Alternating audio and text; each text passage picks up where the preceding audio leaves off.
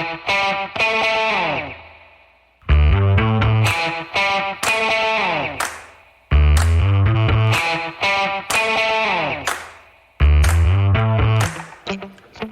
folks. Welcome to another episode of Film Study. This is Ken McCusick.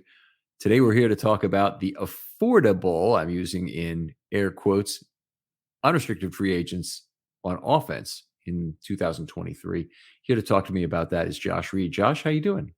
I'm doing great, Quinn. I'm sorry to burst people's bubble today, but we gotta put things into perspective here. Yeah, the first day of free agency is always a special one. And, there's a lot of people in the Twitterverse out there who are sitting at home on their computer, or most likely at work on their computer because it's a Monday, right? And hitting F5 every 5 seconds, hoping that there's an update to somebody the Ravens have signed. And that's, it's pure pain as player after player goes. And, people are saying, come on, Ravens, you got to do something, kind of thing. It's just, this is going to be a tough year because the Ravens aren't going to be signing anybody early. I think we both agree on that in terms of cap space. They have almost none. They're scrimping to get down to cover the Lamar tender, and so that's going to be difficult. But anyway, they are all making all kinds of moves to get there, and it's going to be an interesting free agent season for a lot of other teams.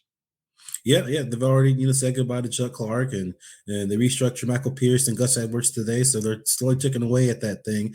But that Chuck Clark thing won't even be off their books until it can be official on the 15th. So they still have a ways to go as far as clearing cap space. So don't expect any big splashes early on. It's going to be a lot of second, third, maybe even fourth wave guys for the Ravens. Yeah, I agree. I think it'll be later on, and if this Lamar situation drags out as I expect it to, so I think there's actually a lot of incentive for teams if they're going to make a offer sheet to make it after the draft so that it's a 24 and a 25 first round pick, which defers the value. And normally you might take a 20% discount on a pick deferred a year.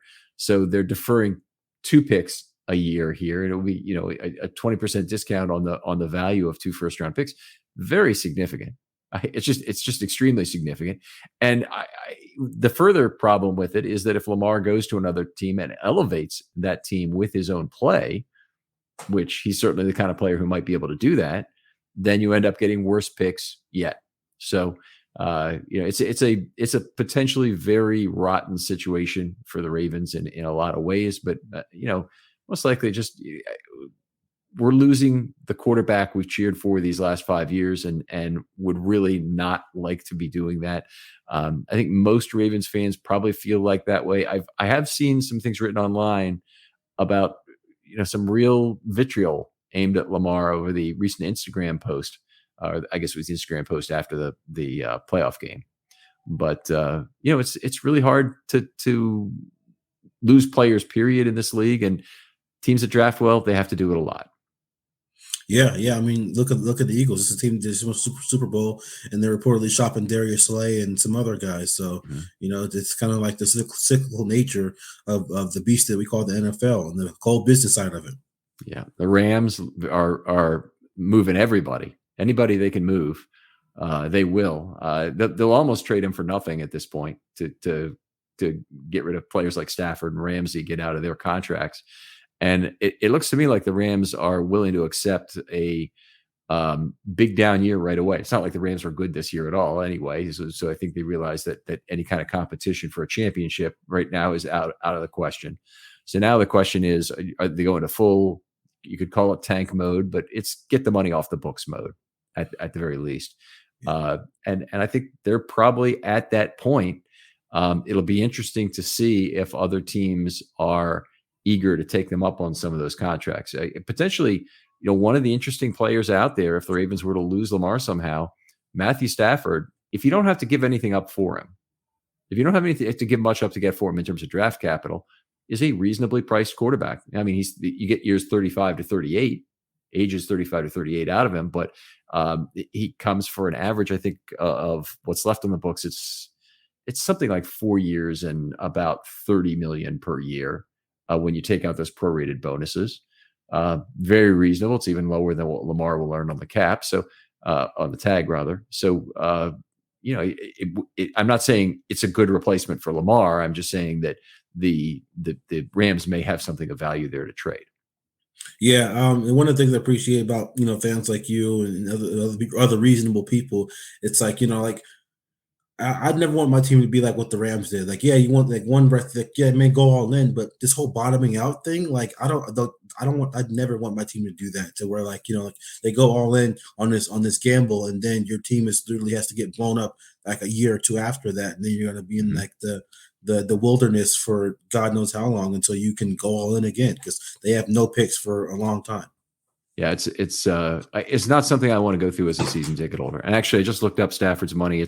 He has 4 years and 95.5 million left in terms of salary and roster bonuses, not the prorated bonus. So, that's less than 25 million a year, less than 24 million a year. That's be an interesting number. The Rams would have to choke down 55.5 million of dead money to make that play. So that would put a little crimp in their playoff plans for next year.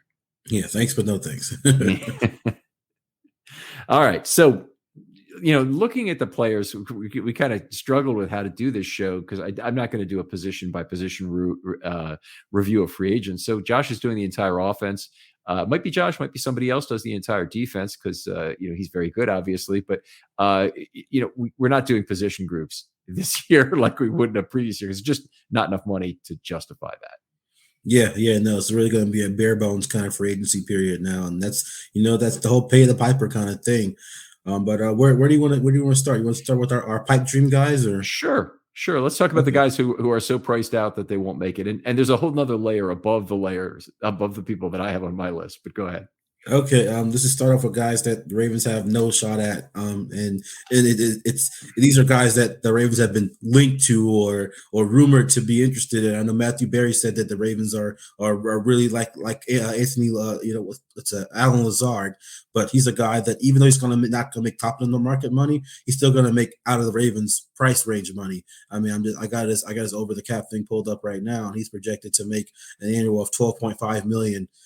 Ravens don't even have that right now. I mean, this is like we saw what guys like Christian Kirk got overpaid last offseason. Guys like him who I think only like 1,000 yard season on his resume, and I think he's getting paid like 20 million a year or 19 million a year and stuff like that. So I mean, guy like Alan Lazard who's like that next lower tier of guys, he's not reasonably priced for the Ravens. A guy like Juju Smith-Schuster who quietly had almost 1,000 yard season. Kind of a bounce back year for him. He went from having no productions last year in Pittsburgh, and he was hurt. Albeit him being hurt, but he almost has 1,000 yards with the Chiefs, won the Super Bowl with them, and anytime like teams can pilfer his Super Bowl winning rosters, they're gonna jump at it, even if the guy isn't that guy. I mean, let's be real. The number one receiver in the Chiefs offense, was Travis Kelce. Even though he's a tight end, he's basically the number one receiver. So I mean, the Chiefs showed that they can get by with guys like Juju and MVS and traded for Kadarius Toney. So there's a guy like Juju Smith-Schuster is probably going to get. I think I have his pulled up right here. He's going to get anywhere between just per over the cap, 14.6 million per year. Ravens can't do that. So it's not happening. And then the third top of the market guy, I guess top of the what's available, is Jacoby Myers. He's another guy who's been linked to the Ravens by several analysts and stuff. He's projected to make per over the cap 12.5 million a year. Not happening. Ravens don't even have half of that right now. And then there's always the whole Odell Beckham thing, hovering around. People asked Todd Monken about him because during his time with the Browns, and he liked Odell, but there's no way. I don't care what Odell looks like at his workout. He's holding down to Arizona. Did you hear about that? He's having a workout I did. down in Arizona or wherever, where teams can come look at him and double-digit teams supposedly there. Yeah, I would say thanks, but no thanks, but it can happen. I mean, there's going to be a bidding war for his services, and Ravens aren't going to be able to cast their stone. I wouldn't be in on the bidding anyway. I'm not trying to sour grapes this year, but the guy's really, he's not on the back nine. He's on the back three right now. He's walking into the clubhouse. Didn't play in 2022. If you look at his yards per target career, it is a scary, scary thing. I'm going to run you through this just season by season. 10.0 career high as a rookie, 9.2 is second highest in his second year, then 8.1, 7.4, back up to 8.5 at age 26 in 2018, then 7.8, 7.4, and 6.5. That's where he was last year. Or sorry, in 2021 when he last played, I should say. And that included time with the Rams that, obviously should have been better than that. But there's nothing about that would project to a guy who can help the Ravens next year. I mean, he's a veteran wide receiver. He's a geriatric, frankly, wide receiver whose catch rate has been dropping with that yards per target. He's not really a good contested catch guy. And at least he's not winning them like he did earlier in his career. And he'll be 31 in November. So he probably will play this year. I would say if he's the guy who's still around and can't figure out why he hasn't made big money and needs a 1-year deal, sure, give him 1 year with a vet minimum with $3 million additional in incentives he can make, maybe even $5 million additional incentives, because he ain't getting there. I can tell you that it's not a big risk. I just don't think he's the right guy for the Ravens. And if there seriously is someone out there willing to give him $4 million of guaranteed money, Ravens should be completely out. Yeah. No, I mean, like I said, he'd be a flyer guy if if the Ravens were interested in that. I just don't believe that they are. But yeah, those are my top of the market guys who I think the Ravens are not going to be in. There are some interesting options that I feel like will be affordable if they can, not if, because they're going to have to get underneath the cap in order to be cap compliant when the league year begins. But there's some second and third wave guys that are intriguing. Okay, well, let's say I'll go through my two prices that you didn't mention, because Lazard and Juju were also on my list, but the guard for the Eagles, Isaac and Seumalo is a guy who the Ravens cannot afford, and I don't think he's as good as Ben Powers.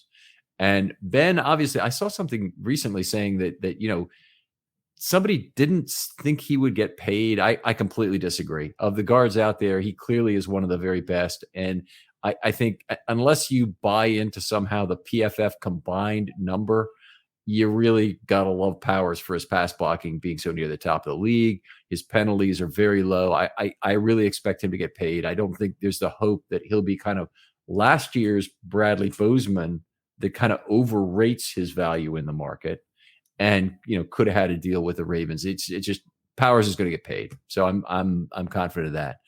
The other guy, who I like, who I think actually fits the Ravens' need to take the top off the defense, is McCole Hardman, but he's out of the Ravens' price range as well, and he's played with Mahomes, so other teams may actually have a little bit of hesitation.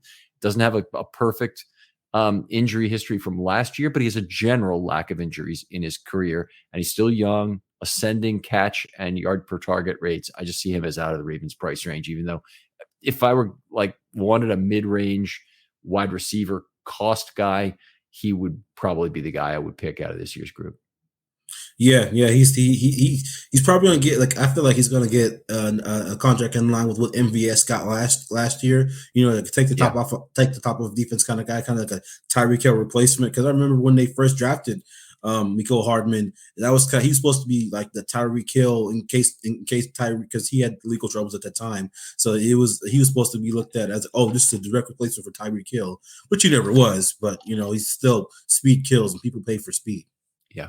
And with the Ravens tight end situation really needing to get that level 2, level 3 area open, a speed guy would be perfect. And I think the Ravens, obviously, at least from the way I see it, are going to have to go to the draft to get it. The older guys don't have the speed they once did. There's one other guy that I think does maybe fit into the right size, right price range. But you tell me if DJ Chark is a guy who really fits into your that might be okay. That is the top of my affordable. It's a kind of bit of a push. Because I'm looking at this over the cap projected salary right now, and it's average of 9.5 million, which they can't afford right now.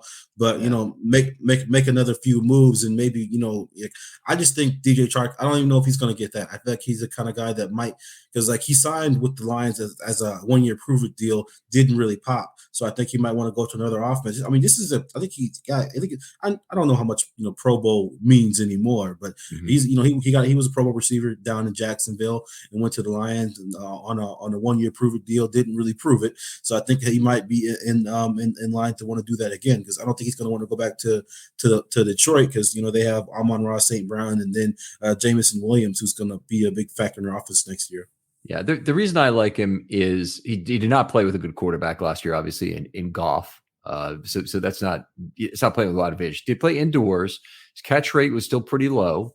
So last year's catch rate was 57.7%, which obviously is not what you want out of any receiver of any position type. But 502 yards and 9.7 yards per target is the key figure. That is a hell of a number. And you've heard me talk about yards per target on this show before, but the Ravens only had 4 guys in their history that reached 10 yards per target and not many others that have been in the 9s. So, somebody gets 9.7 even indoors is a legitimate speed threat like Chark was. I think Chark is the guy who was 434, right? And out of in the combine. I think he's the guy. LSU. Yeah, right? LSU. Yeah.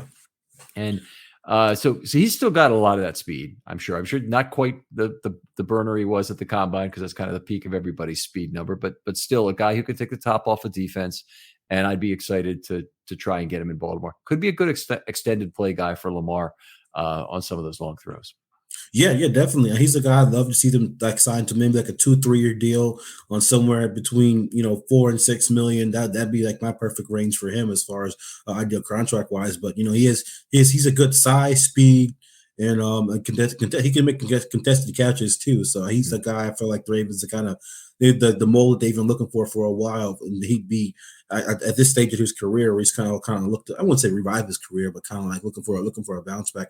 I feel like this would be the perfect opportunity for the Ravens to pounce, and it'd be that nice kind of mid tier guy that I feel like fans wouldn't necessarily be over the moon for, but would still be excited about. Yeah, it's a stylistic fit in this case for the Ravens in terms of having the speed to peel the top off the defense. They just need a guy like that, and he's got his own warts. I mean, he's got an injury history. He hasn't really played that. He's missed some games certainly in recent years. But I like what he brings to this offense in terms of being able to free up some space for tight ends, and there's just. It's hard to ignore a good yards per target number like that when there's so many guys among these veteran guys who are a lot of the times contested catch guys who just can't do it that aren't nearly in the same range. Chark is a low target guy, so you got to be careful with those guys because they probably don't get a lot of contested balls that they have to really fight for. 52 targets or something last year? It wasn't many. So it is a guy that I'd be fearful if you tried to increase his target load because he's the best you got, all of a sudden becomes an even lower catch percentage guy. Yeah. I mean, like I said, he's not a guy that you want out there for a whole bunch of snaps, but I feel like you get some really good quality snaps out of him, especially if they build up that room in the way that John Harbaugh vowed that the Ravens are going to do this offseason. So I'd like to see them get a couple guys, like to not too pricey guys. I feel like 2 veterans, 2 rookies, and we're good as far as the receiver position goes. Wow, 2 veterans. I don't know if that's happening. I'm not talking about 2 veterans in like the first couple of ways, but like maybe like another. Like there's some other guys out there. Did you want to go into some more? Sure. You why don't you go next? And then I'll name another player who's in the about right price range, and we can kind of alternate because these are the ones we're hoping for. Yeah, so then another guy for me, another contested catch guy, Ravens fans should be pretty familiar with is a guy like Marvin Jones. He's a little long in the tooth, but per over the cap, he's only projected to make $3.4 million as far as annual salary. So if the Ravens get him on a nice, and they were reportedly in on him a few years back when he decided to sign with the Jags, and didn't really pop there. But I feel like he'd be a good veteran guy because like right now they have like no veterans in the receiver room. So you get a veteran guy in there who's, like I said, a durable guy, useful guy, contested catch kind of guy, possession receiver kind of guy. I feel like he's kind of, I'm going to say a souped up version of DeMarcus Robinson, but, I feel like he's another guy like, if you didn't want to, I'm all for having D-Rob come back, but, I feel like Marvin Jones would be an upgrade and at not much of a cost. 6.5 yards per target last year for Jacksonville. Got a good quarterback throwing him the football there. He had 81 targets. I just can't fall in love with that. There's too much about that. His catch rate was only 57%, 56.8 actually, which looks like it was a career low. No, not quite a career low for him, but towards the bottom of his career. His career is about 61% catch rate. I can't get excited about that. He's 32 years old. He'll be 33 in, well, tomorrow. It looks like this is on the 12th. He turns 33. So I'm going to be out on him. I think even at a vet minimum contract, I wouldn't see that happening until injury struck. That they just needed to go out and find somebody. In my mind, he would have a very hard time finding a job this offseason. I know people think the wide receiver position is important, but I think he's just better off taking a shot in the draft.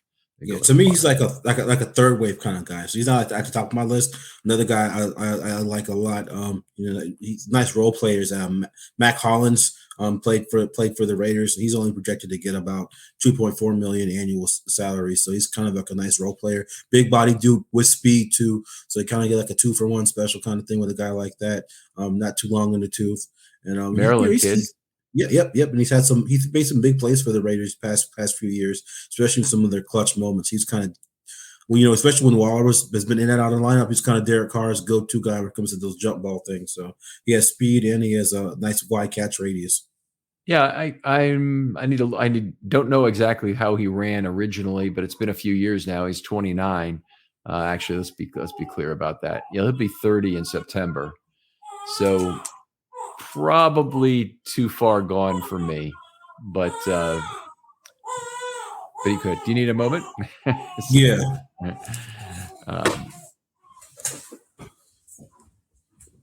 All right. So I'll go to the next guy on my about right price guy, and this will be interesting to see if he gets a contract. They've actually now they may have solved their running back problem for the moment. But Devin Singletary would be an interesting player to me. I just don't think that the Ravens will now get a third running back after today. They took care of Gus Edwards and make sure he's going to be around for another year. But when I look at the running back market, here's my main thing is I don't want anybody who's long in the tooth at all. So, and that really starts at about age 27 for a running back. Yeah. 27, 28. I don't want them anymore. So the guys who have a significant amount of tread wear, I don't want. The guys I will maybe take a chance on, a guy who's 27, 28, has very limited touches in his career. But give me a good reason to like that guy. And I believe he could maybe work stylistically with what the Ravens are trying to do. He has to be a stylistic fit for the Ravens. That said, the Ravens have been so good at going out and finding guys on other people's roster to the last couple of years when they've gone old all the time. At finding good running backs on other people's rosters, I think they ought to really stick with that method and try and save money. You got to figure out somewhere where you're going to not spend, and that would seem to be it for the Ravens right now. Yeah. They're just like when I think about what the Ravens want, I kind of like it's a really good running back draft this year too. So I fully expect the Ravens to potentially get a running back in the draft probably on definitely on day 3. It's not like a day 2 kind of need for them, but I definitely think that that there are some guys there, especially like in the 4th round is kind of like the sweet spot where I believe that the Ravens could find a guy or two. And then you kind of think of the whole Todd Monken offense, and it's like his emphasis on wanting to utilize space, and like I wouldn't mind having a guy like Kenyon Drake come back on a near vet min thing, because he's the kind of guy that I feel like would really operate well. But then you think, okay, whether I have Kenyon Drake for the vet min, or maybe draft a guy like Kenny McIntosh who's familiar with the Todd Monken offense in the 4th round. So it's kind of like, man, like I feel like the Ravens will add a running back, in free agency. I prefer it not. I wouldn't even mind having Justice Hill back, to be honest with you. Sure. I just don't know if Hill will want to be back. I just feel like he's a guy he may have felt he's kind of underutilized in Baltimore, and he might, I feel like he'd be a great in like an outside zone kind of offense. So I could see him going somewhere like San Fran or even maybe Miami, but I'd love to have him back in Baltimore. Yeah, Justice Hill's an interesting case because I think that could happen, or could even be that he's a Raven for life. He's a good special teams player. He's very key to the Ravens. There, he can return kicks when he needs to, and he can run the football. I think the Ravens have not given him enough of a chance to run the football, not enough actual touches in the backfield. They've had him in there on a lot of passing downs and not thrown the ball to him, which I think is a little bit sad. But on the other hand, I don't think Justice Hill people are lining up to sign him. So he could be the kind of guy who comes back vet minimum year after year for the Ravens, and has some role on the offense during that time in a big special teams role. Yeah, I think his special teams role will really kind of be like, hey, like they might even like, we'll say sweeten the pot a little bit more, but he might make more in Baltimore than he would Yeah. elsewhere, just because their priority they put on special teams. Yeah, and when you say more, I assume you mean like the Anthony Levine kind of more, where he gets a $400,000 bonus over 2 years, or even a $200,000 bonus spread over 2 years, above the vet min. So Yep. it'd be really small, but we're not talking about 2 years, 4 million or anything like that, because it wouldn't be Oh that no, high. no, no, no, No. no, no, no. No, like those are the kind of deals that some guys with I wouldn't say like big time production, but with moderate to high production are projected to get. That's not a Justice Hill kind of projection as far as contract that he would garner. All right, who's your next guy that's that in the might be about right category? So this guy has some work as far as injury and stuff like that. But a former second round guy, Paris Campbell from the Colts. He has speed. He's not projected to get a whole lot of money out there in the open market. Only like over the cap only has him projected to make I think like 2.5 on the open market. A guy like him, or I don't know about Darius Slayton. Darius Slayton, even though he's not projected to make a whole lot, his catch percentage wasn't the best. His drop percentage was kind of concerning. But he's a guy who's not projected to make a lot on the open market. But those are just like two speed guys that they could probably be had for affordable contracts. One thing we saw in the Colts game in 21 was that Campbell put a fair amount of wiggle on, I think it was Anthony Anthony Averett Averett, yep. that night. Yeah, and it was yeah, certainly the Ravens could really use another guy with a little bit of wiggle. I think that we saw some of that in the preseason last year from Demarcus Robinson, but it would be nice if they had another receiver who did that. I don't know where he is speed wise anymore. Where Paris Campbell is. I don't think he's really the kind of guy who takes the top off of defense. He's obviously had most of a year lost to injury, and played only 6 games in 21, and then came back and played the whole year last year with 63 catches. So what's not good about that is he had 6.8 yards per target. I know the Colts didn't have a whole lot of quality QBs throwing the ball to him, but it is what it is, and that's just not a very good number. Yeah, well, these are the guys that the Ravens are going to be reduced to, Ken. Whether fans want to accept it or not. I mean, like if you look at it's really I mean, that's why a team like the Bears go out and trade for DJ Moore, because it's kind of really kind of bare bones out there as far as players available to surround your quarterback with talent. I mean, there are guys like Jarvis Landry, who maybe a few years ago would have been intriguing, but at this point in his career, no, I'm good. And some other guys, Greg Dortch, Noah Brown, who's a possession receiver for the Cowboys, had a pretty decent season for them. But even he's not gonna turn a lot of heads or take the top off the defense. So as far as things the Ravens really need, it's another speed guy, because Devin Duvernay hasn't really proven to be that consistent speed threat, and Rashad Bateman was that guy. Averaged 19 yards a catch before he went down. But you're going to need more guys that can stretch the field, especially in this Todd Monken offense, where I feel like they could really spread things out and torch teams if they have those guys. Right. Landry in particular is a guy whose name comes up from time to time, but he just doesn't meet the Ravens' needs stylistically. They need a field stretcher, not another tight end. And Right. Landry is at this point, in terms of his speed and receiving capabilities, more like a smallish tight end, or a guy who probably has a little bit of wiggle and route running ability that can still serve him well, but he no longer strikes fear into a cornerback, certainly in terms of being a guy that can't be followed or use makeup speed against if he's trying to stop and go on the outside, or if he's trying any number of tricks to get open. So I'm no on Jarvis Landry. I do have one other. I'll switch you over to the offensive line for one guy I think might be a reasonable choice for the Ravens.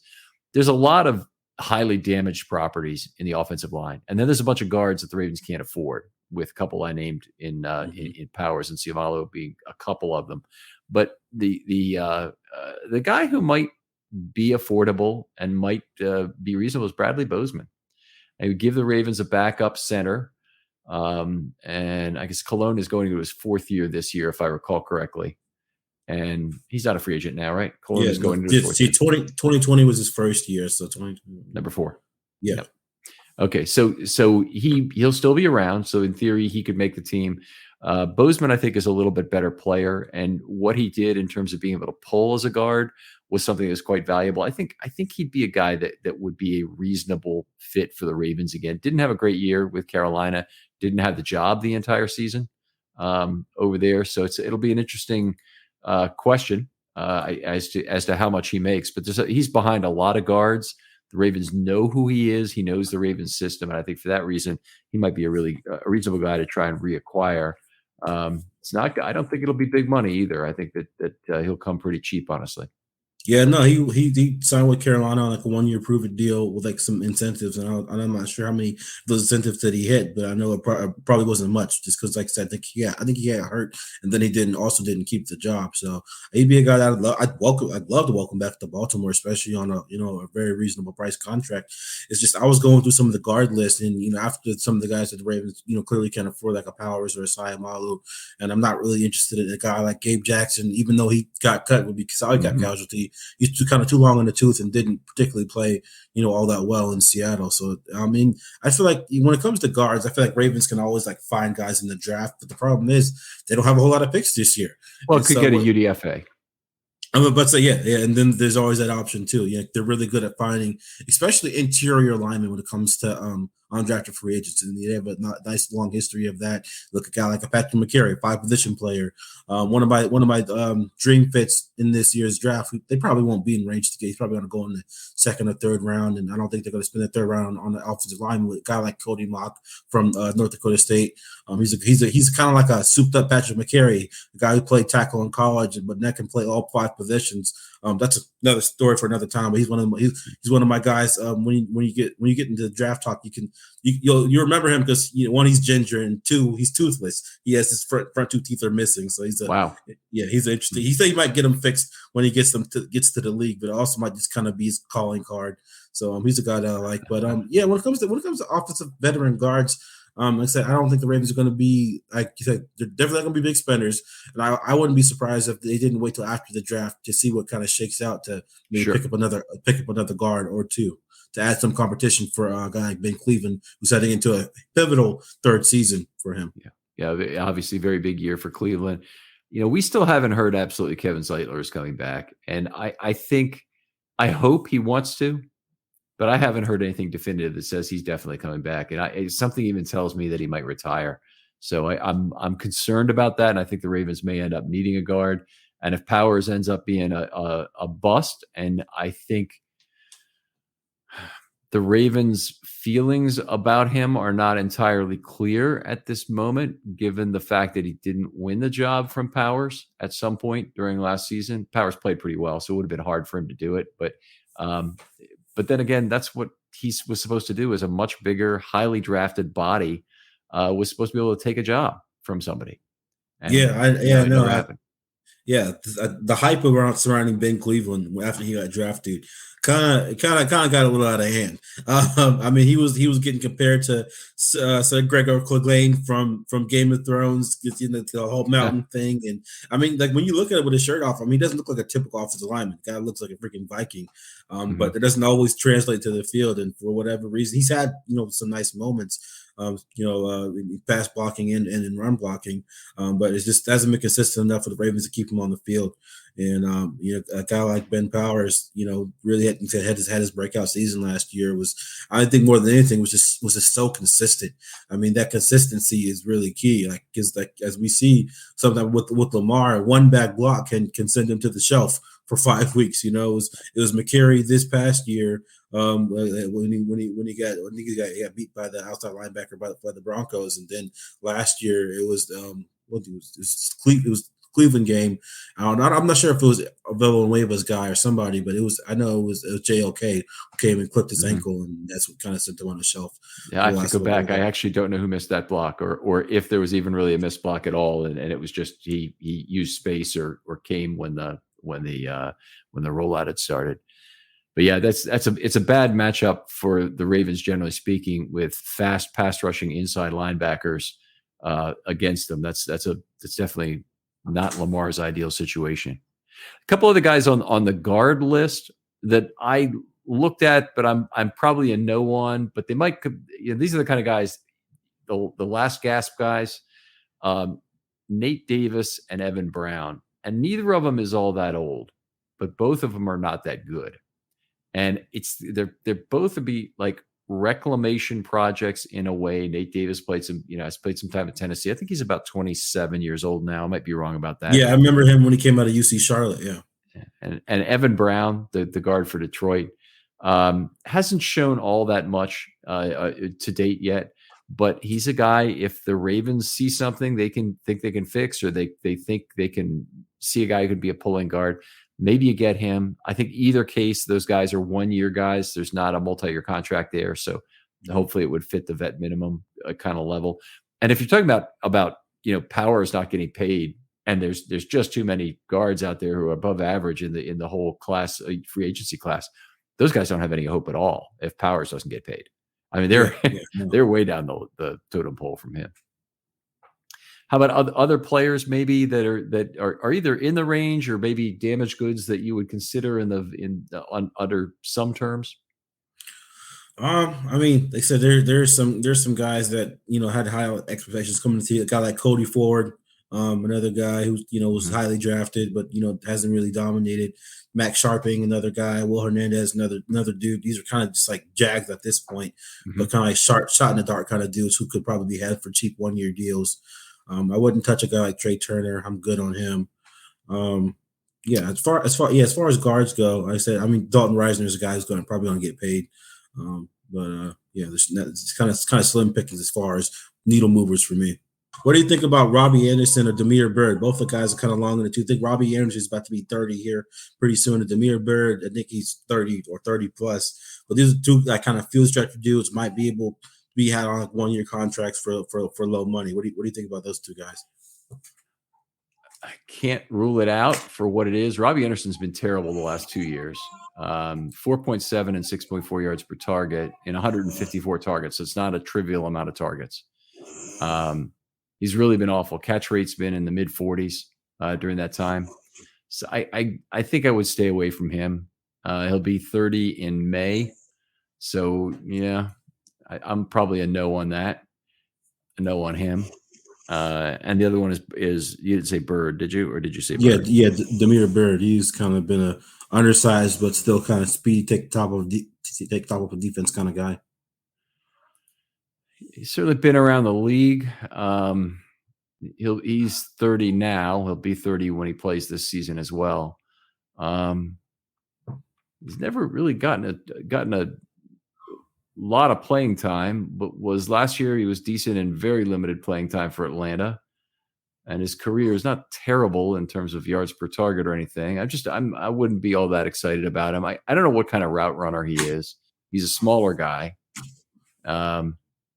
Yeah, honestly, I just have to say I don't know enough about him to make a judgment on that. But you kind of like him as a speed guy? Yeah. So I mean, if you watch any of the Falcons tape and just kind of follow Damiere Byrd's career, he's always kind of been like a, I wouldn't say exactly speed merchant, but he's kind of been a guy just kind of like tick top of defense kind of dude. Also gadget guy. He's a guy that you can use on jet sweeps and kind of get the ball in his hand on the smoke screen, and he can take a ball. He can get upfield pretty quickly too. So I mean, he's got a little bit longer in the tooth, but a little shifty dude. He can play slot. He can, like I said, I mean, his preferred spot is not on the outside, but he's a guy that can definitely like stretch the field. So the Ravens, I guess, for one thing I'd say is that the Ravens don't have not a lot of use for a slot receiver with the enormous stable of tight ends they have. They just won't make good use of him. If they want to put him on the field as a jet sweep option, then he might be taking time away from a player like Duvernay, unless they're going to make Duvernay more of a straight up receiver in their hour of need here, because, hey, they need that a lot more, obviously, than they need a jet sweep guy. Todd Monken is going to change this offense in some significant ways. But I think the Ravens are still, if Lamar Jackson is a quarterback, are still going to have to create misdirection to try and get Lamar opportunities in the middle is the most likely way they will still continue to run the football with Lamar. And if that's the case, then I don't really think that a 5'9" receiver is ideal. He has to take somebody else's job who they currently have. And I think the Ravens are so strapped for cash. They want somebody who they don't have that job filled right now, like a slot cornerback right now. They don't have a slot cornerback on the team. And, if they just let Chuck Clark go, so they've kind of tip their hand a little bit to what they probably are likely to do with Kyle Hamilton. You could draft a safety. In fact, I saw one first round mock that had the Ravens drafting a safety. Brian Branch, he's a slot safety hybrid. He's a guy that I really like. He played that star position for Nick Saban down in Alabama, so he's basically a slot corner that also plays a little safety. He's a guy that Ravens fans wouldn't really be too excited about it. He's a guy I'd love for them in the first round. The fact that I think he ran like a 4.5 something at the combine. The fact that he didn't, run like a blazing 40. I mean, he could definitely be a viable option for the Ravens in the first round. That wouldn't be my first choice, but I also wouldn't be mad at it either. I do like Brian Branch. He's a nice versatile player. All right, I would favor an aircraft carrier corner in the first round. I think it's the Ravens' biggest need, and I think they need to make sure they get it filled in a pretty deep corner class this year. So I'd be eager on that. Yeah, I mean, if I have my preference of corners that might go on that range, I'd prefer a guy like Deontay Banks, another Maryland dude, or if you strike out on him, his teammate Jacorian, I think Bennett. He's a guy that because he had such an awesome combine, he might be a guy who was projected to be a fourth round dude, but could be had in the third round. So I wouldn't be all too mad at that either if the Ravens took him at 86. It definitely could be. They could go either way on wide receiver, corner, wide receiver. But I think it's if I had to bet that if I had to box the exacta, what do you call it when you get an exacta either of two ways in horse racing? Not sure what it is, but if I take that exacta and I can get it either way, I think there's a pretty good chance that it's wide receiver and corner with their first two picks. Yep, that's my betting favorite too. All right. Anybody else that we should be talking about while we're here? Oh man, Ken, I really don't know. I mean, it's going to be tough until we know what. I mean, we have an idea what the Ravens cap is going to look like. It's going to be slim pickings, man. I mean, I don't think Ravens fans should be, itching at their phones or refreshing their computers too much come Wednesday. I just don't think it's going to be a whole lot of movement outside of just more restructures. Yeah, get a good new computer game to play. It's a good way to relieve anxiety during that first week of free agency. Hopefully, you'll have something else to do because unfortunately, it's not going to be the Ravens' time. But Josh, really appreciate you coming on. You're always great on these shows, and a lot of good research. I appreciate that. Tell folks where they can find your work. Yeah, we find all my Ravens stuff at Heavy on Ravens for Heavy Sports. That's where all my Ravens content is, and it's been a whole lot of Lamar stuff, but I like to spice it up every now and then with some more like in-depth pieces, and we're starting to get into draft season. I'm gonna spend more time on draft stuff than I am on free agency, just because the Ravens don't have much to do in free agency. But I've had a great time writing for them. All right. Really appreciate it, Josh. Other folks out there, if you'd like to do a That One Play episode, hit me up with a DM on Twitter. They're always open. Love to hear from you. I'll get back to you very quickly and we'll get it scheduled. Josh, thanks again for coming on. Thanks for having me, Ken, as always. We'll talk to you next time on Film Study.